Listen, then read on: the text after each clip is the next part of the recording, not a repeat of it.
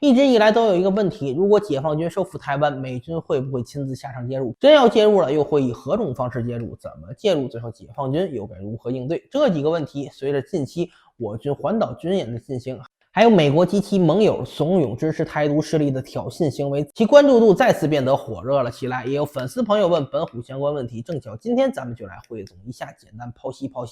首先是第一个问题，美军到底会不会亲自下场介入啊？这个问题本质上没什么难回答的，只要搞清楚一个问题，制定任何军事决策时候，不能把事关胜负的希望寄托在敌人的无能上。诚然，美军不介入，从道理上来讲是概率较大且对大家都好的情况，可美国奉行的毕竟是文官领军制度，军人打仗的事军人说了不算。万一美国那帮脚踩了电线啊，满脑子整天想着赢麻了的美国政客脑子一热，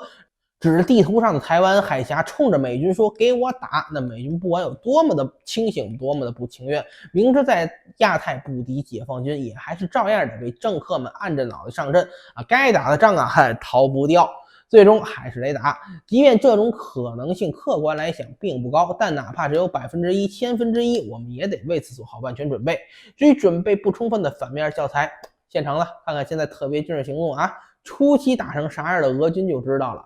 也多亏是俄罗斯是上3长之一，国力雄厚，后期才能稳住阵脚，把前面输的给找不回来。那俄罗斯人踩过的坑，我们是不能再踩一次。其次就是第二个问题，美军如果真要武力介入台湾，阻止解放军收复台湾，那又会以何种方式进行？具体怎么介入？于美国而言，武力介入台湾与解放军此等体量的对手交战，绝非易事，那是要兴师动众，全家统齐上阵，甚至不远万里从本土调集兵力奔赴而来的。所以届时美军作为进攻方，其进攻方向也肯定不止一个，这是美国的既定计划，也是早已蓄谋已久介入台海的作战方式，是公开的秘密。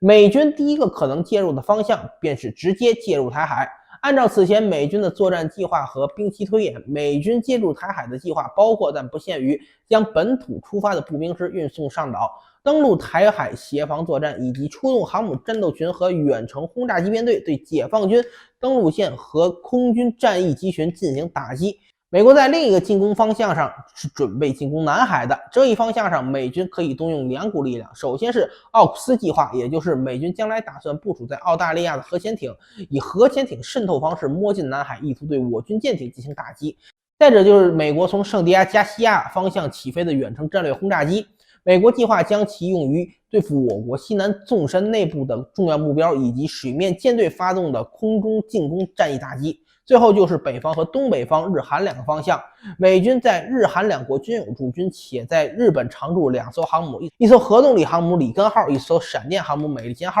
不过美军在此方向的战役设想倒不是直接进攻我军和我军产生实际接触，而是以韩国作为出发点，集结日韩2国的美军兵力，必要时可以裹挟上韩军和日本自卫队增强实力，进而北上越过38线进攻朝鲜。按照美国人的设想，进攻朝鲜可会在很大程度上吸引解放军的注意力，使得解放军不得不开启第2次抗美援朝，跨过鸭绿江支援朝鲜人民军，重燃2次朝鲜战争的战火。如此一来，解放军可投入到台海方向的作战兵力自然也会有所减少，至少本世纪头10年和上世纪是这样的。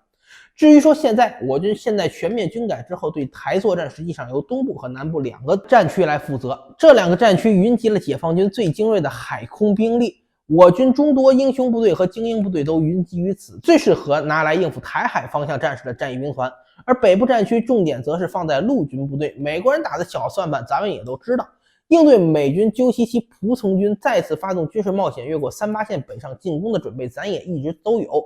北部战区陆军有足够的实力和美军再次在朝鲜展开决战，如有必要，北部战区后方作为解放军总预备队的中部战区还可以抽调兵力进行朝鲜方向上的战事支援。再看看朝鲜半岛上的美军实力，在俄乌爆发冲突后，美国的驻韩第8军被抽的只剩下一个斯崔克旅了，其余的全去欧洲拿来威慑俄罗斯。驻日美军更惨，陆战队不到1个团的兵力，如果美国人不做兵力加强，那么1个旅加1个团，别说是我国北部战区过招了，就是实力早已今非昔比且斗志高昂的朝鲜人民军他都打不过。但如果美军要做兵力加强，那么问题来了，欧洲怎么办？不管了，就放任影响力如日中天的俄罗斯经营欧洲。那美国以自身利益为核心的所谓西方世界队伍还带不带了？老大还当不当了？北约是不是该解散了？要还是想要欧洲保住美国在欧洲霸主的地位不崩塌，那就别说什么抽调兵力重回亚太和解放军接战了，这都是空谈啊。所以实际上解放军面临重大挑战的两个主要方向就是台海和南海，反倒是陆上进攻这一块相对而言可以不那么担心美军有太大的能耐。海空作战也是我军近几年来侧重发展的